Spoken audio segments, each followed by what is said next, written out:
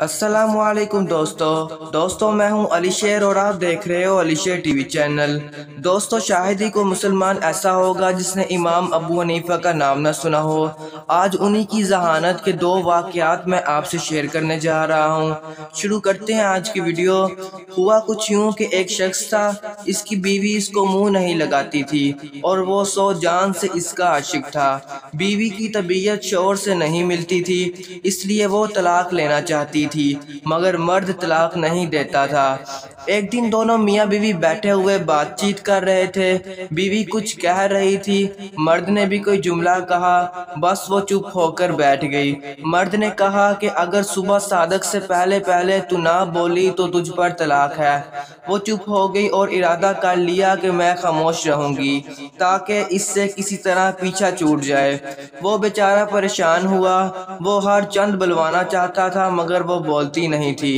اب وہ سمجھ گیا کہ یہ طلاق لینا چاہتی ہے اور اس طرح بیوی مجھ سے جدا ہو جائے گی۔ اب اس نے فقہا کے دروازے جھانکنے شروع کیے، ان سے جا کر اپنا حال بیان کیا۔ انہوں نے یہی کہا کہ اگر وہ چپ رہی تو طلاق پڑ جائے گی، یہ تو تیری طرف سے شرط ہے۔ اس کی صورت یہی ہے کہ جا کر اس کی خوشامد کرو اور صبح صادق سے پہلے کسی طرح بلواؤ، ورنہ صبح صادق ہوتے ہی وہ تیرے ہاتھ سے نکل جائے گی۔ سب نے یہی جواب دیا۔ پھر وہ امام ابو حنیفہ رحمہ اللہ تعالیٰ کے پاس پہنچا۔ امام صاحب نے فرمایا کہ کیا بات ہے، پریشان کیوں ہو؟ اس نے کہا کہ حضرت واقعہ یہ ہے کہ بیوی سے میں نے کہہ دیا ہے کہ تو اگر صبح صادق تک نہ بولی تو تجھ پر طلاق۔ اب وہ خاموش ہو کر بیٹھ گئی ہے۔ امام ابو حنیفہ رحمہ اللہ تعالیٰ نے فرمایا کہ طلاق نہیں پڑے گی، مطمئن رہیے۔ اب وہ مطمئن ہو کر آ گیا۔ فقہا نے امام صاحب پر تان شروع کیا کہ ابو حنیفہ رحمہ اللہ تعالیٰ حرام کو حلال بتانا چاہتے ہیں۔ امام صاحب رحمہ اللہ تعالیٰ نے یہ کیا کہ صبح صادق میں جب آدھ گھنٹہ رہ گیا تو مسجد میں جا کر زور زور سے تہجد کی اذان دینا شروع کر دی۔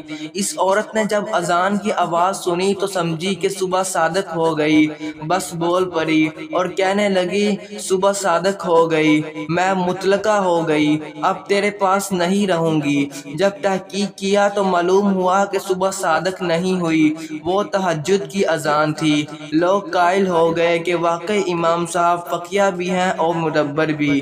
اسی طرح ایک اور واقعہ ہے کہ ایک مرتبہ ایک گھر میں چوری ہوئی اور چور اسی محلے کے تھے۔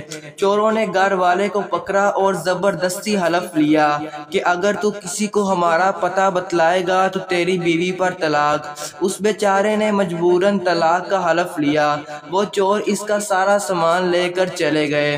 اب وہ بہت پریشان ہوا کہ اگر میں چوروں کا پتہ بتلاتا ہوں تو مال تو مل جائے گا مگر بیوی ہاتھ سے نکل جائے گی، اور اگر پتہ نہیں بتلاتا ہوں تو بیوی تو رہے گی مگر سارا گھر خالی ہو جاتا ہے۔ تو مال اور بیوی میں تقابل پڑ گیا، یا تو مال رکھے یا بیوی رکھے، اور کسی سے کہہ بھی نہیں سکتا کیونکہ وہ عہد کر چکا تھا۔ پھر امام صاحب رحمہ اللہ تعالیٰ کی مجلس میں حاضر ہوا اور وہ بہت غمگین، اداس اور پریشان تھا۔ امام صاحب رحمہ اللہ تعالیٰ نے فرمایا کہ آج تم بہت اداس ہو، کیا بات ہے؟ اس نے کہا حضرت میں کہہ بھی نہیں سکتا۔ فرمایا کہ کچھ تو کہو۔ اس نے کہا کہ حضرت اگر ہم نے کہا تو نہ جانے کیا ہو جائے گا۔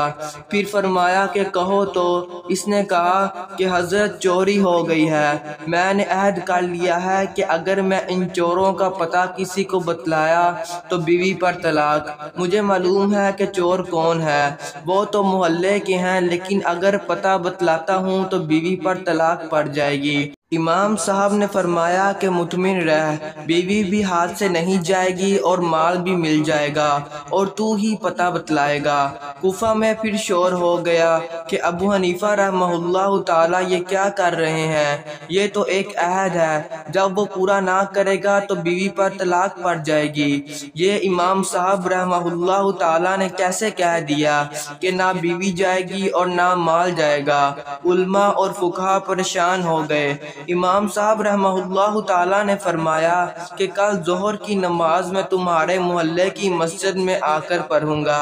چنانچہ امام صاحب تشریف لے گئے۔ وہاں نماز پڑھی اور اس کے بعد اعلان کر دیا کہ مسجد کے دروازے بند کر دیے جائیں، کوئی باہر نہ جائے۔ اس میں چور بھی تھے۔ اس مسجد کا ایک دروازہ کھول دیا، ایک طرف خود بیٹھ گئے اور ایک طرف اس کو بٹھا دیا، اور فرمایا کہ ایک ایک آدمی نکلے گا، جو چور نہ ہو اس کے متعلق کہتے جانا یہ چور نہیں ہے، اور جب چور نکلنے لگے تو چپ ہو کر بیٹھ جانا۔ چنانچہ جو چور نہیں ہوتے تھے ان کے متعلق کہتا جاتا تھا کہ یہ بھی چور نہیں ہے، یہ بھی چور نہیں، اور جب چور نکلنے لگتا تو خاموش ہو کر بیٹھ جاتا۔ اس طرح اس نے گو بتلایا نہیں، مگر بلا بتلائے سارے چور متعین ہو گئے کہ یہ سب چور ہیں۔ چنانچہ چور بھی پکڑے گئے، مال بھی مل گیا، اور بیوی بھی ہاتھ سے نہیں گئی۔ یہ تدبیر کی بات تھی۔ آپ سے گزارش ہے کہ ویڈیو کا فیڈ بیک ضرور دیجیے، مطلب لائک یا ڈس لائک ضرور کیجیے، اور چینل کو سبسکرائب بھی کر دیجیے۔ اگر آپ فیڈ بیک دیں گے یا سبسکرائب کریں گے تو اس سے آپ کا کچھ نہیں جائے گا، لیکن میری بہت حوصلہ افزائی ہو جائے گی۔ آپ سے ملاقات ہوگی انشاءاللہ نیکسٹ ویڈیو تک۔ اپنا خیال رکھیے۔ اللہ نگہبان۔